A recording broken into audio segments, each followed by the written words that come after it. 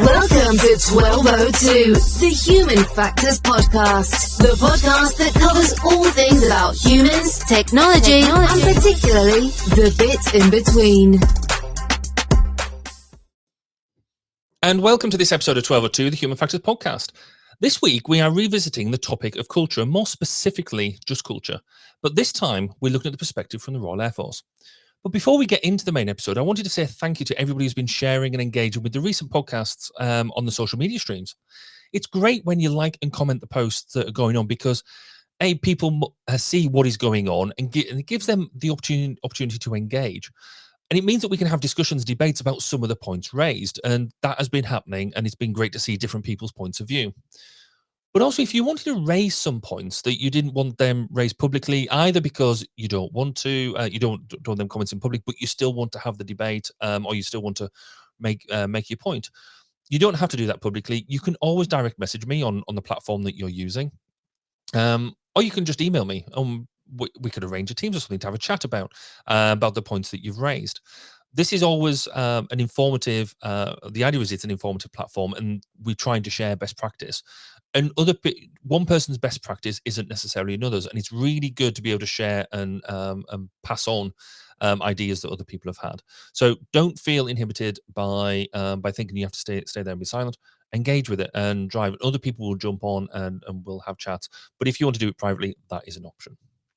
Anyway, on to today's episode. Previously, we talked about just culture with James Hayton from Bain Simmons, as well as touching on it on the recent episode with Peter Brennan from the NHS.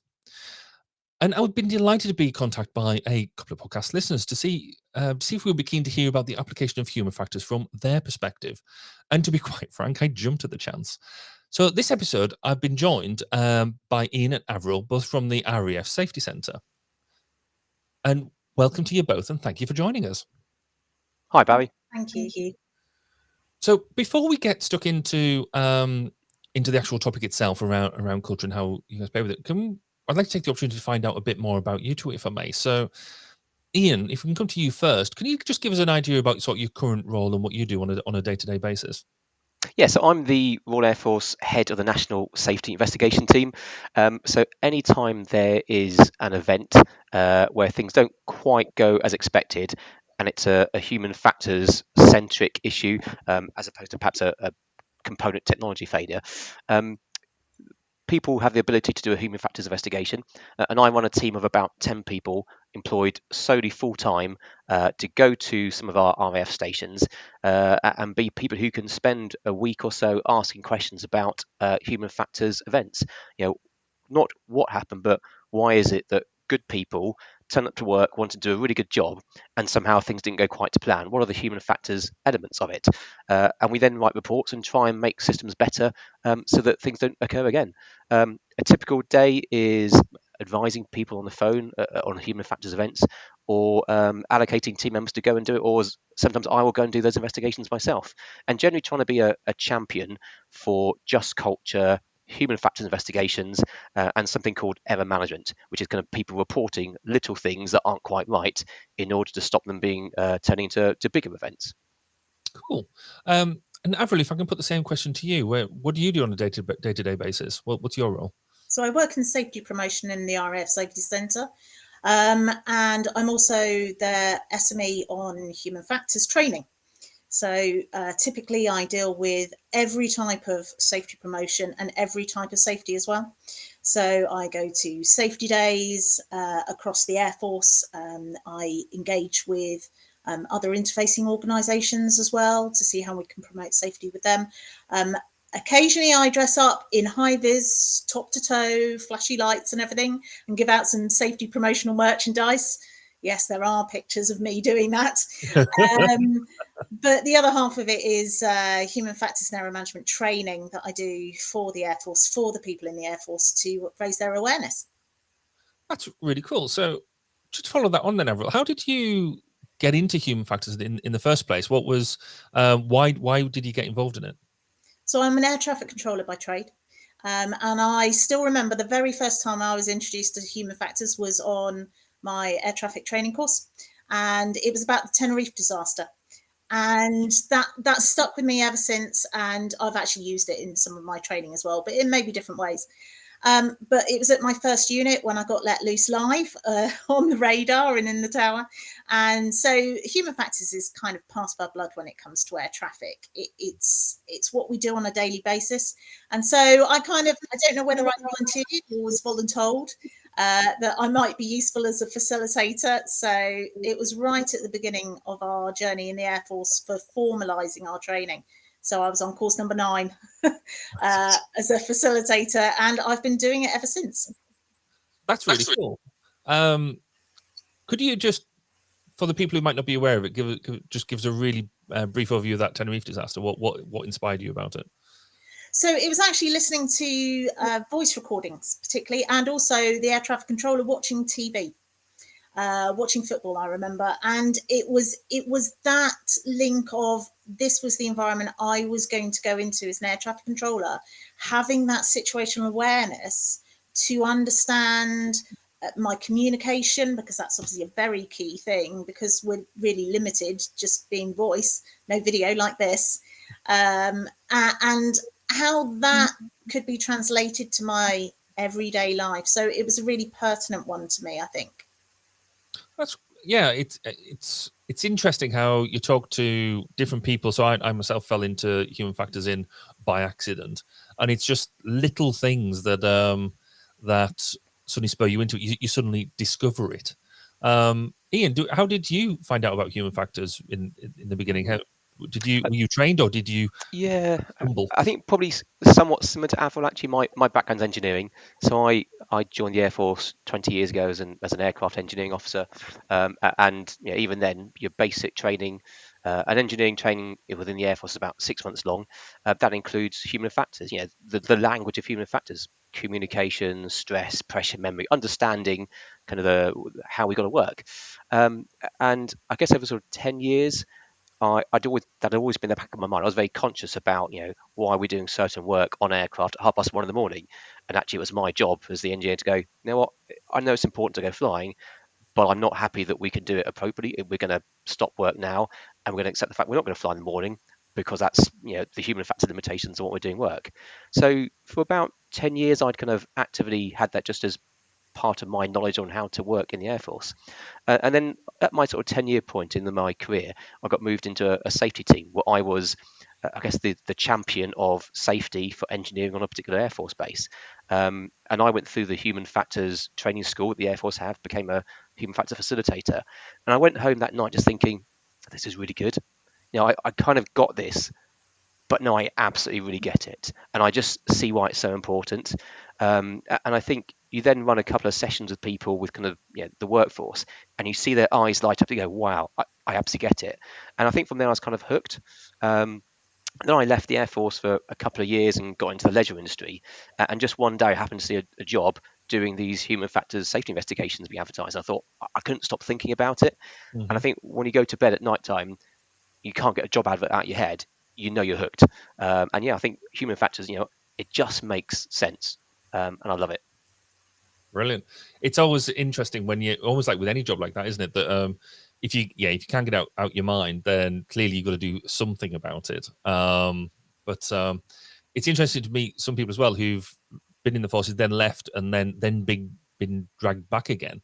Could you just give us an overall, was the forces something you wanted to do right from school, or was there bits, or did you fall into it, or? I think I've always been an engineer. I'm pretty sure about 10 years old, my parents would tell you, they gave me a watch once, and on Christmas Day, by Christmas Day lunchtime, it was in pieces, never to be reassembled again. I've always liked tinkering stuff, and I've always thought helicopters were pretty cool. And so going through university, I quite liked just sort of engineering. I've been an air cadet previously, and I think the cadet organisations in this country are brilliant ways to keep children busy, teach them really good skills. And actually, the air cadets gave me an insight into an employer, the Royal Air Force, that I never really thought about before. Mm-hmm. And I thought I quite like this life. And engineering in the Air Force looked pretty good, cutting edge technology, responsibility, young age. And so I gave it a shot. And I do think the military is just one of the best careers people could get in these days. I don't think people always fully understand quite what a military career is like, but if you want an employer which is great technology, a great workplace, great people, then I think the military is a fantastic career for people. And I'll put the link to the military sign up thing in the description. No, I see what you said about the air cadets. I was an army cadet, which obviously led to me joining the army rather than the air force. But that's where I guess I was right, you were wrong. But we'll not worry about that. Avril, what was your driver to join the RAF? Well, I don't remember when exactly, but in my teens, I wanted to join the Navy. I actually went through officer selection, passed all that, but then went to university, studied oceanography, as you would, that makes sense, and was part of the University Royal Naval Unit at the university I was at. And unfortunately, I determined it wasn't the right career path for me at that particular time. Very different in those days, back in the 90s, especially for women. It's completely changed now. So when, okay, what do I do with a degree in oceanography? Let's go and do a master's whilst I think about it. So did one in environmental studies. And then went, okay, let's get a job then. So luckily enough, I could get a job working with Thames Water, being a bit of a geek, geographical information systems, and realised I couldn't be a civvy either. So somewhere between the two, the Air Force kind of crept in. So yeah, I decided let's have a go. And I was very lucky. I passed all the aptitude tests. And of course, they say the moment you pass air traffic, you never get enough air traffickers. So if you pass that, you know you're going to get a letter saying, sorry, we're not going to offer you the job that you actually asked for, but would you like to be an air traffic controller? Right. So I said, well, do you know what? I just want to be in the Air Force. My calling was very different from a lot of air traffickers who want to be air traffic controllers. I just wanted to be an officer in the Air Force. So that's kind of why I've stuck with it for so long, when I've seen quite a few other air traffickers leave and maybe go civilian. But again, it's kind of how I ended up doing human factors. So it's not such a bad path. No, I was going to say it's really interesting, and I do think I'm possibly doing a lot of people a massive injustice. But when I see different careers through the different services, it does tend to be that the RAF streams tend to be a lot more adaptive to what people want to do in their careers, and particularly if you want to go through I guess a technology focused career, it does seem to work better that way.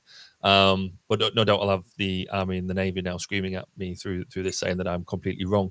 But no, that's really interesting. What I'll do, if you don't mind, is we're just going to take a quick break, and then we'll come back and talk about the culture in the RAF. So we'll be back right after this. You are listening to 1202, the Human Factors Podcast. We wanted to take the opportunity to say thank you for your support. You can help further by rating us through your podcast provider, sharing us through social media, and telling your friends and colleagues. Let's work together in raising awareness of the value in putting users at the centre of what we do. And welcome back. And today we're talking to Ian and Avril about culture in the RAF.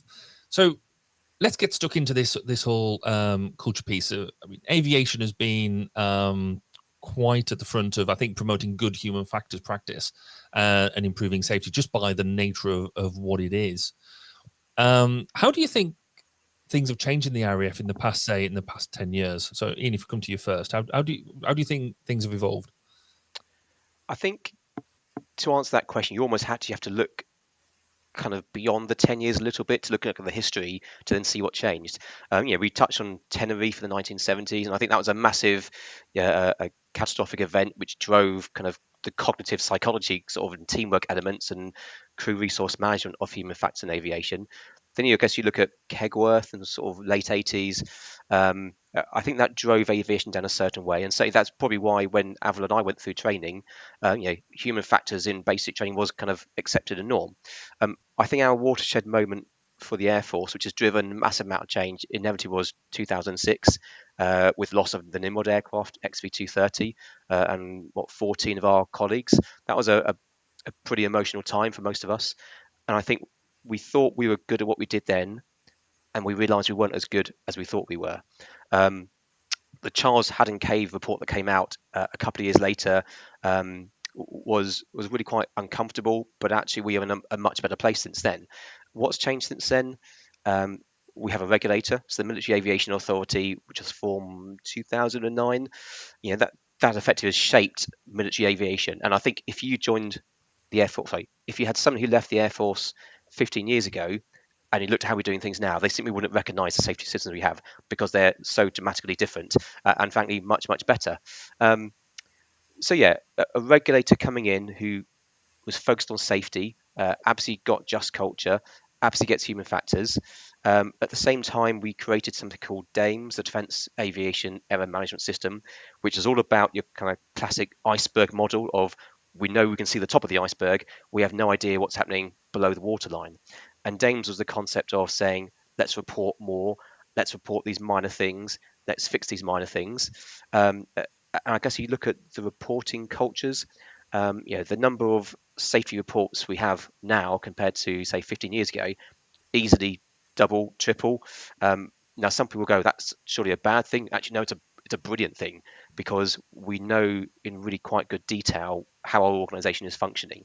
And I think we have a level of data that many industries would be quite jealous of, frankly. And that reporting has shot up because we will absolutely get the importance of fixing small problems before they become big problems. And that's probably one of the biggest changes we've had in the last 10 years. I think in terms of just culture, another massive cultural change is how we investigate things and the blame word. I think 15 years ago, we were interested in what happened and who did it, and a little bit about why it happened. We never really scratched below the surface. And nowadays, we're much interested is why is it that good people came to work and made a silly mistake in hindsight? Inevitably, it's not the person, it's the system we set them up with. It's the tools, it's the equipment, it's the workload, it's the cultures, it's the norms, it's the system we place people in.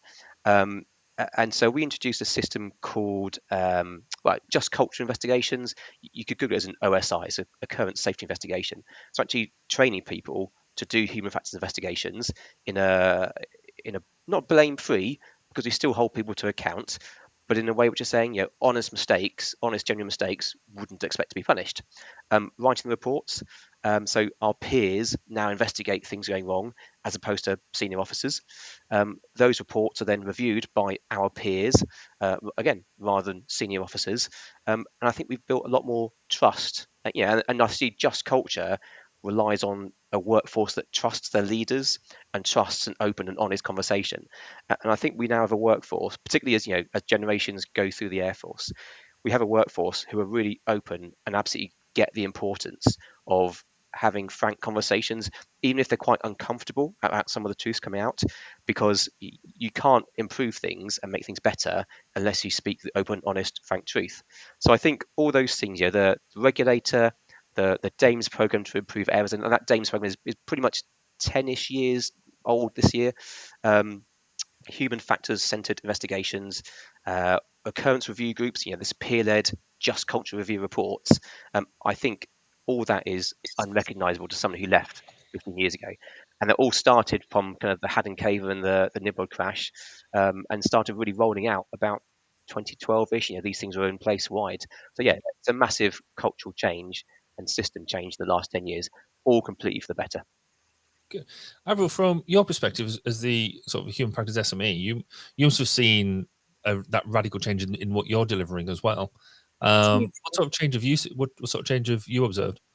So, over my time in the Air Force, I mean, if we take it back to the 1990s, we were starting to do human factors training, but it was called different things. You can still see some of those offshoots as well today. But it was kind of consolidated, as Ian said, by that Nimrod crash, where 14 people lost their lives. And I think that focuses the mind quite a lot, even on a personal level, when you look at the pictures and see who it was that actually introduced us properly to human factors.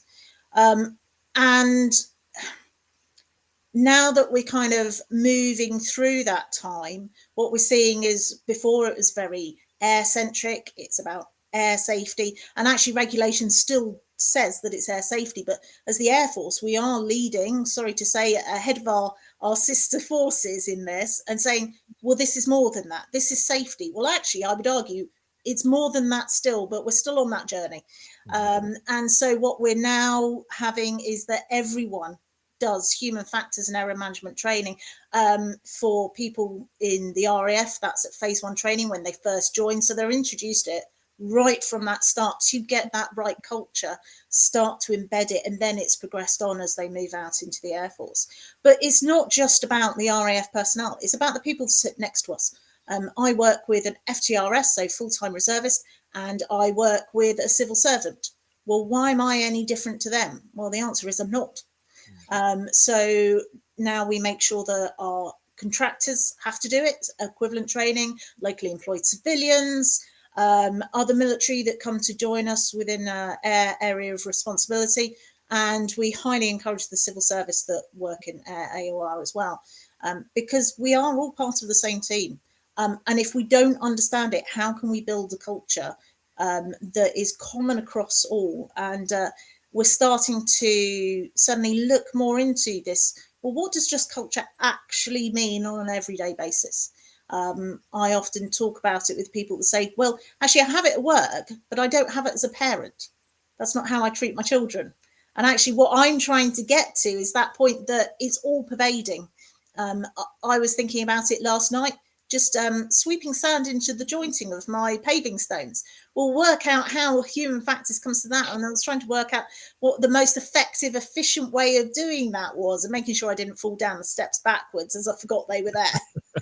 So yeah, human factors really does pervade, and it's what we're starting to see that coming through more and more as the decades go on. But it does take time to change a culture. So you mentioned about the training courses that everybody now does, and I believe they're everyone has to do that 2 yearly refresher course as Within well. 2 years. Say again? Within 2 years. That's very critical, actually, because what we don't want to say is, well, every 2 years you have to do this. Actually, if there's a need for it before then, we want them to do where there's a need. I see. That's really, really neat, isn't it? Because it's actually putting the importance on actually the content of the course rather than just the tick box of having it. Yes, I'm checked in for that every 2 years. So if I was to go on one of these courses, what would I see? What sort of things do you cover? Well, if you get me, the thing is, we're facilitators. I am an instructor in human factors and error management as well, but the 2 yearly courses are done by facilitators. So we are there to have a chat with people, to get them to talk about their experience of human factors, error management, culture, all these things. And some would say, well, I'm an air trafficker, there's a very real link, but actually now I'm at Air Command and I sit behind a laptop every day. Where is that link? And that's my skill as a facilitator, is to be able to tease out these things from the people, see what's affecting them in their lives. And that's really critical, because actually human factors, if you really boil it down to a simple phrase that I like to use, is why do people think and act the way they do? My favorite question, why? Always. And it's getting that common knowledge, because actually we all have slept since the last time we did human factors as a course, at least. And I like to kind of introduce those key points. What is an error? What is a mistake? What is a violation? Actually, when Ian was talking earlier, my HF facilitation head was coming on saying, honest mistake. Yes, but they're all honest. That is the definition of a mistake. But actually our understanding what a just culture is a really interesting discussion I often have, because we as facilitators put together our own courses. So there is no set format, and I never know quite where it's going to go, because it depends who I have in the room with me. But just culture is a really critical thing, and our understanding of it. And I think in the RAF, our understanding, what's a just culture? People talk about being fair, being accountable. I like to challenge them and say, well, what's the difference between just culture and justice? Okay. And actually make people think and go, right, well, with just be, something bad has already happened. And therefore, deal with the consequences. Now, there is an element of just culture in that, the difference between manslaughter and murder, for instance. But with a true just culture, it's got to be intent biased. And that's a really tricky thing for humanity to do because it's against our very nature. Yeah. And it's kind of getting people to not only spend those 3 hours thinking about human factors and how it relates to them at that point, but I want to be able to, for them to be going away asking themselves questions like, how do I apply this to parenting or road safety or anything else? So before we dive a bit more deeply into the just culture bit, when you look at what we've done around human factors and that error management piece, why is that so important for the RAF community? And actually, as you say, there is a wider community there as well. Why is it really so important for us to get it right? Why don't we just not bother and just crack on the way that we used to do it? Because ultimately it's about efficiency. Now, that may be a contentious argument because people say, oh, human factors safety, very easy link. But actually, human factors is about efficiency. Safety is a spin off of it being efficient. If you are efficient, you're not going to hurt people, you're not going to kill people, you are going to do the optimum job in whatever capacity it is. And the key thing between organizations these days is we understand it's not necessarily about the equipment. It's about the human. The humans design the equipment. How does the human operate with that equipment? And it's getting that critical thinking from people that allows our organizations to be efficient, operationally effective, and yet at the end of the day, I get to go home safely. That is brilliantly described, actually. I think the idea that most when we try and sell the idea of human factors certainly into sectors and areas that don't use human factors, it's why do we need to bother around that sort of stuff? When you actually say, well, actually, it's bottom line stuff. You know, if you get it right up front, you'll improve your bottom line. That's a really hopefully a different way to get them to look at it, and that's why I think you know, when we come up with case studies of showing how it works, then you should be able to it should be a license to print money in many ways. It's still very much a slog, but I think you're right when you put it in them sort of terms for businesses in particular, then that helps them understand to a certain extent.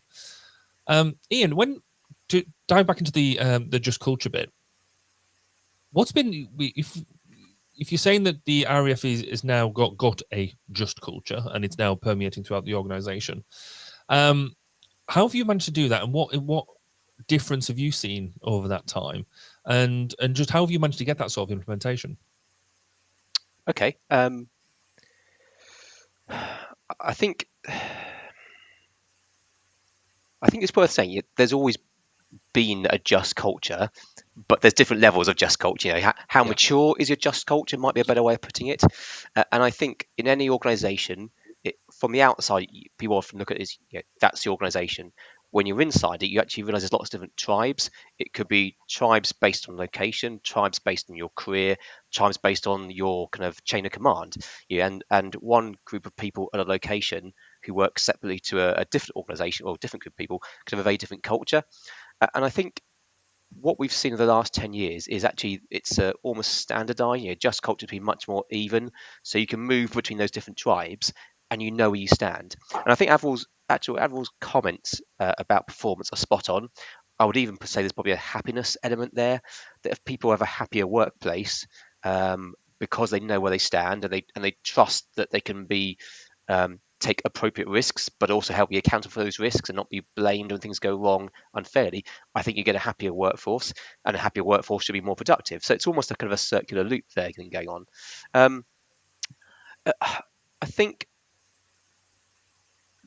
we ask different questions nowadays. So if something happens, rather than going, "Why did you do that?" we might say, "Well, why did you do that then?" Or if we're really good, we might go, explain to me the situation you found yourself in that led you doing this. So I think we ask questions in a different way. We don't automatically kind of look to blame people. We understand why did a good person come to work to do a good job, etc., etc., etc. And I think that just the way of thinking reinforces just culture. I think something called the DA Fair model, which you touched with James Hayton when he interviewed Bain Simmons. For those kind of most of your listeners probably won't be aware, the FAIR model is effectively a flow chart where you understand the facts of why someone behaved in a certain way, and it's a series of questions, and you end up with was it a procedural violation? Was it a mistake? Was it an error? All buzzwords which to your average person might feel the same, but actually really to those in the human factors world really helps you understand why the person made that decision. And we understand why they made that decision. It helps you understand what actions you need to take to stop a similarly good, competent person falling into the same trap. So that DA Fair flowchart, which people can Google. If you Google the Manual of Air Safety, it's in there. It, it lets people know where they stand. So someone can have something go wrong with them at work. They could take out their sort of paper copy of it and in their mind go, right, if I put myself through the flowchart, what's going to happen to me? And they can then get the confidence to go, you know what, I'm pretty sure I'm protected because I've done an honest mistake. I've done an error, which actually is pretty common to my organisation, happens to lots of people. I've now got the confidence to flag up to things. We have a sort of some phrases called first stage, second stage, third stage reporting. First stage is generally saying this happened to the system. Second stage is more, those people over there, they've done this wrong. And third stage is I've messed up. I want the world to know about it because I messed up and everyone else can learn the easy way rather than learning the hard way themselves. And I think when you have a just culture established and when people know where they stand and when they see a just culture actually followed by their leadership, they get the confidence to put those third age reports in. And reports, we see reports now where people are really open and honest and they admit to doing something wrong, which they never would have done 10 years ago. 10 years ago, they would have been ridiculed, criticized, and possibly even had their career stopped for it. Nowadays, you go, thank you for sharing, because your one easy lesson you've learned has actually probably saved money, made us more efficient, and we can share the lessons with good people. So if you want to be safer, make more money, be more efficient, and have your happier workforce, I think people need that confidence to be open and honest when things go wrong. And I think we don't brush things under the carpet. Not every industry is like that, but I have real confidence, and I know this because when I go and do safety investigations and I sit in a room with people who could close up, who could not talk to me, they're actually really mature and they're open. They say, you know what, this is what's wrong. This is what's wrong with the system. This is what I try and do to get around it.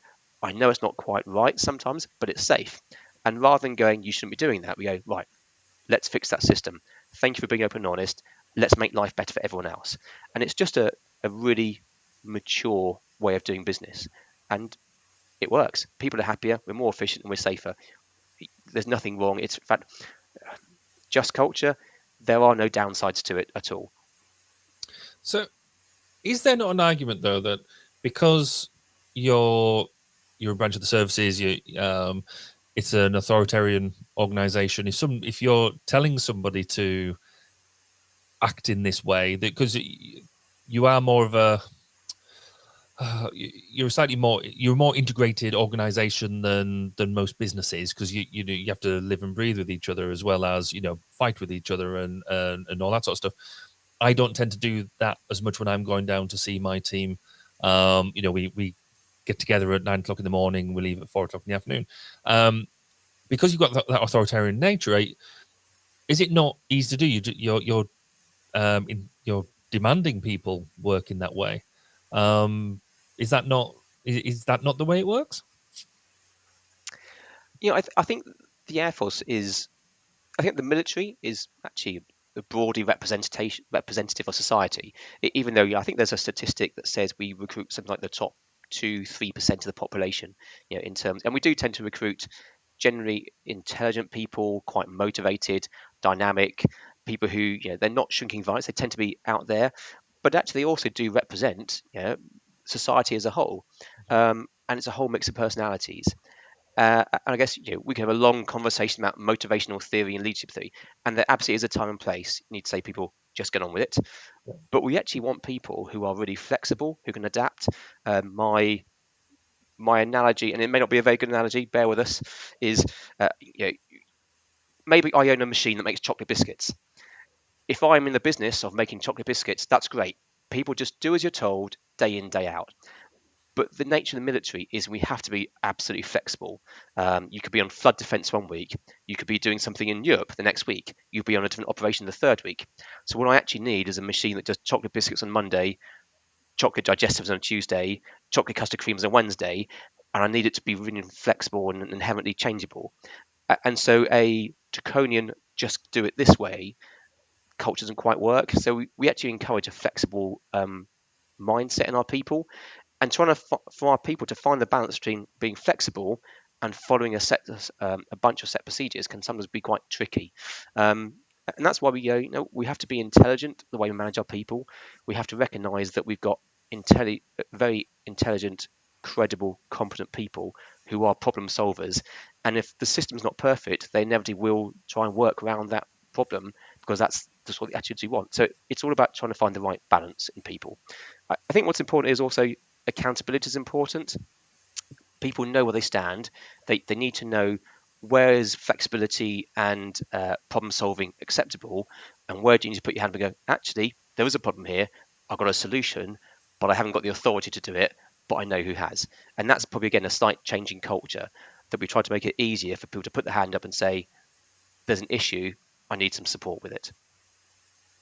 Yeah, I guess I fell into that real stereotype, didn't I? That the military is this authoritarian, draconian thing that you see off the TV of 20, 30, 50 years ago. Yeah. And most people don't recognize just how much it's evolved, as well as, because the military does get smaller as well. So you have to rely on people as in people, and people not just bodies. Yeah, I think if you put a whole bunch of Air Force people in a room and you just said, put your hand up if you either have a university degree or you're doing some sort of further education, I think you'd be really shocked the sheer quantities of people in certainly the Royal Air Force who are actually really quite intelligent, well-educated people. Mm-hmm. The days of kind of grunts, if that ever existed in the Air Force, I'm not sure we ever really had it. Yeah, that's gone. We have a very switched on, intelligent workforce. Yeah. So what happens then? I mean, James brought this up when we interviewed him in that episode, because there is that, again, misconception, I guess, that just culture means that nobody has to take responsibility for their actions. How do you deal with that? Because clearly, at some point, people do make mistakes and things like that, and some of them have significant consequences. How do you balance off that getting people to admit to what's happened, what's gone wrong, etc., and taking responsibility for what they've done? Okay. I mean, I guess if you talk people through the process, it might be an easy way of doing it. So, if we have a human factors safety investigation for, let's make something up completely. An aircraft gets damaged by a vehicle hitting it or something. Classic sort of flying operations. Any country around the world, vehicles hit aircraft. I don't think there's any airline operator that doesn't have it happen. We would do an investigation. We would interview everyone we could do, because everyone's perception of the event is always different, and you want to gather in all those kind of perceptions to go, right, what really happened. We write a report, and then rather than that report going straight to the sort of a director level manager, we present it to this independent review panel, which typically are our peers. So junior and middle managers, the sort of people that the workforce think are really credible, decent people who they look up to and respect.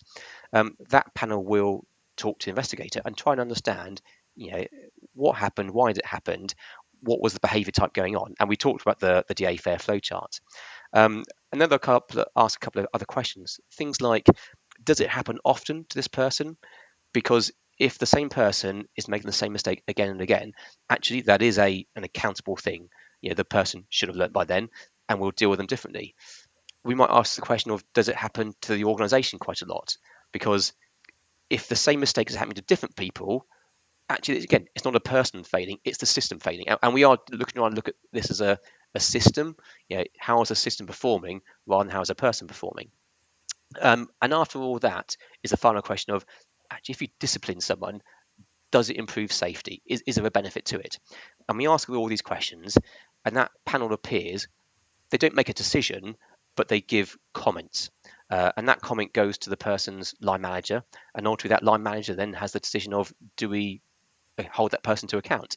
And sometimes that might be disciplinary action, but actually 99% of the times it's not needed, because we've got a good person who's just made a mistake, and it's unlucky that it was that person at the time. It could have been a different person the next day. But I don't think we shy away from it. When it has to be done, we absolutely do it. It's essential. But in 99% of the cases, there's no benefit to it. It's the system we have to focus on. And we're better putting our energy and our frustrations into fixing the system than trying to discipline the person. Yeah. Can I just add something to that as well? It's because obviously Ian's coming from the system-based approach. I'm coming from it from a personal approach. And actually, it's live it, show people what it looks like when they're not expecting it. Because I've been in areas where the culture has been poor, shall we say, and the best way to show a just culture is when something doesn't happen that you expect. I don't like saying going wrong, because it's just not the outcome you expected, because it could be something good. Then show and act it, live it, breathe it, act in the way that you know you should do for a just culture. And that actually takes so many steps forwards, because people go, this person acts this way, I can go to them, and then they will pass it on to other people. And I've had a lived experience of that, where involving military defence police, actually, where they just didn't trust us in command until such a time that something went, in inverted commas, wrong. And then suddenly they were surprised by how we reacted. And that's the best way. But also on a daily level. So we have hundreds, thousands of errors and mistakes every day. We're only human. And it's okay to say, I've done this wrong. It's not what I anticipated to do. I've made a mistake. And I have to say, just owning up to them, looking both ways. The more senior people are actually really open to it. But also to reinforce my boss, I'm sure he won't mind me saying this, he berates himself. When he makes a mistake, he berates himself. And I say, it's okay, boss. You're only human. It's all right.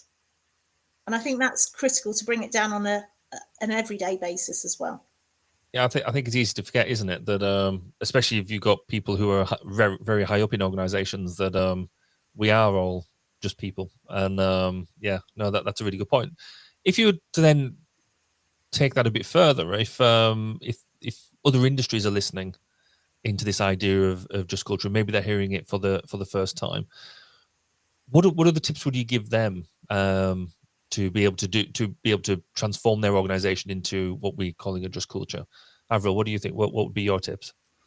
Well, I think to understand how the Air Force has done it and see the journeys. I mean, you can see similar journeys with NASA, with NHS, the rail industry. And that to change a culture, you actually have to first get a person to buy in as an individual. Why is it of benefit to them personally? Because unless you prove that, you then go through a very hard slog. It's not that you can't change culture, but for example, drink drive culture. Think about that back in the sort of 1970s, 80s, quite common. And then there was kind of a bit of a shift change, and that you used to see, I remember sort of 80s and 90s, TV adverts about it. Police were always out. And it was, do you know what? It just felt like it was hard work because what they were trying to do was enforce. And actually, enforcement is the last thing you wish to do. If you want to change a culture, that's, you're almost failing if you're having to do it. It's like that. And so if you can make it relatable to them, that me saying, well, I get to go home safely at night, I get to feel like I've done a good job. And you can always kind of relate that in, and that people are the answer to this. That's the thing. Yeah. That, yeah, actually they get to change the culture into what they want to have it as. Yeah. Ian, have you got any thoughts? What would be your tips for an organisation? Yeah, I think there's probably three, and actually I've had this conversation with someone from the rail industry, about a year ago, and it's enlightening kind of having this conversation. I think three things stand out. One is written policies. We talk about knowing where you stand, the fair chart. I think having something written down that people can refer to, that is the company policy that applies to everyone from the most junior to most senior. The fair flowchart we use, FAIR, it stands for something. Top of my head, I can't remember what it is, but I've heard it referred to people as fairness for all, irrespective of rank. So it doesn't matter where you are, the chief of the Royal Air Force, or whether you have spent one day in basic training. That flowchart applies to you equally, and you know where you stand. So having a written system, I think, is really important. Secondly, I think true leadership commitment. Some of the best safety reports we see are from pretty senior people who've gone flying or done something else and gone, I've messed up. I actually could get away with it. No one else knows about it, but I'm going to put this report in writing. And actually, even decades ago, when we had sort of paper magazines, it was pretty common to see stories called "I learnt about flying from that," which is people going, "I've messed up. I want to share the world about it," and quite senior people doing it. Yeah. And the third one, which is probably the most important and carries on from what Avril was saying, is local champions, ambassadors, you could call them. I don't think you can change a system from outside. It's the people who need to change a system from inside.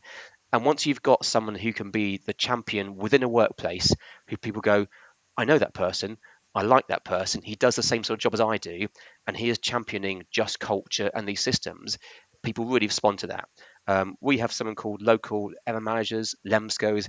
They are the people who've really changed the system over the last 10 years because they got it and they've convinced and motivated people. And I think we wouldn't be where we were without our local champions of error management and just culture. Fantastic.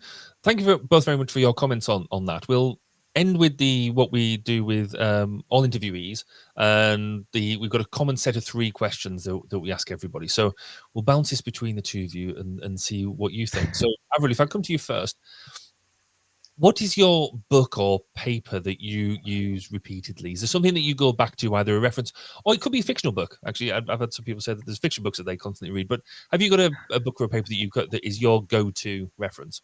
Well, I look at the world in a slightly different way, and actually my book reflects that, or books, should I say. So that's anything by Terry Pratchett, because if you ever read it, you can really read it on so many different levels. And I swear I've read them so many times that I still haven't got all the jokes and all the references.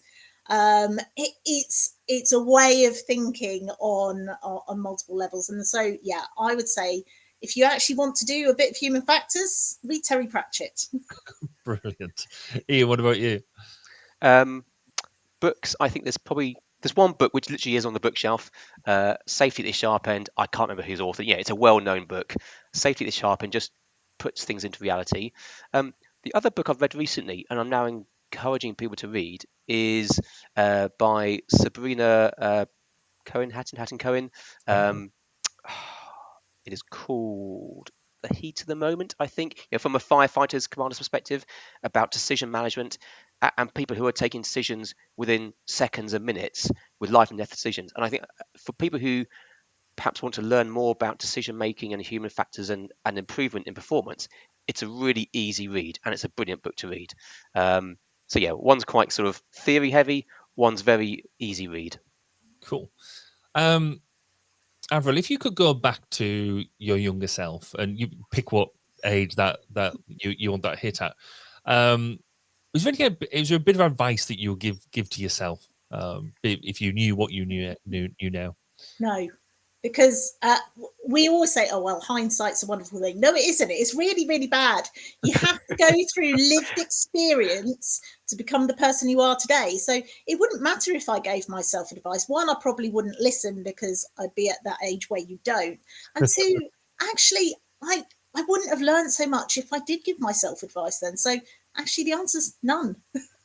That's very good. Ian, are you a non-person or you? No, I'll give you something. And actually, I've heard you ask this question before in the podcast as I'm driving around, and I've thought to myself, what would the answer be? And actually, that has changed me since listening to your podcast previously. And the advice I gave to my now self was, Historically, I think I've been quite engineering. I've focused on details too much. I've always wanted to get it 100% right. I'm a details person. And actually, sometimes it's not important. Sometimes you need to get 80%, good enough. Sometimes is good enough. Sometimes you need perfection. And I now try and go, do I need perfection, or is good enough good enough? Because if it is, I can spend my time doing something else, which is equally more enjoyable. I like to think that we've had an effect on somebody. That's awesome to hear. Ian, have you got any thoughts about who, if you were listening to the podcast again, who would you like me to? Who would you like to hear come through your speakers? Who would you like me to interview? I think probably firstly the author, Sabrina. I think having read her book, she sounds like an absolutely fascinating person, and I think that when you look at human factors from kind of aviation, oil and gas, there are other industries coming forward. I think your chat with Peter, the surgeon that you did recently, great to get an NHS perspective. I'd love to hear Sabrina Cohen-Hatton's perspective on the fire service. And if I can kind of hog it and ask for a second person, Martin Bromley, he is to me a hero. When I got into human factors almost 10 years ago, it was him and his video that actually made me go, wow, I get it. And I still sometimes use that video when I talk to people about a simple operation, because people really do understand that video.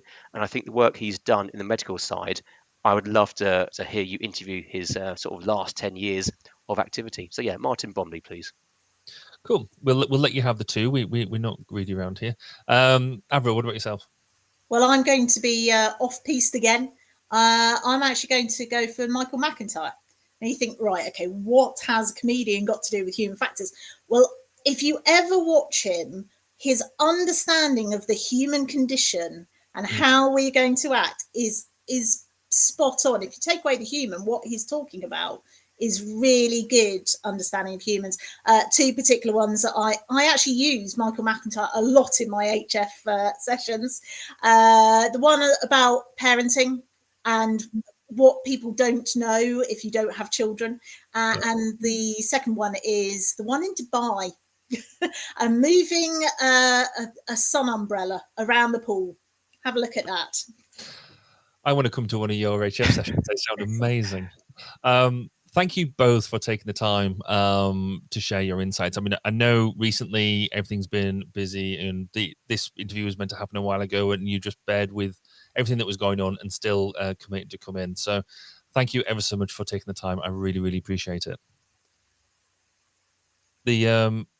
And then as we get into everything else, I'd like to say thank you to everybody listening and sharing in the experience. As we said right from the off, if you've got any comments or thoughts, or you're inspired by what you've heard, comment on the social media channels where you see it.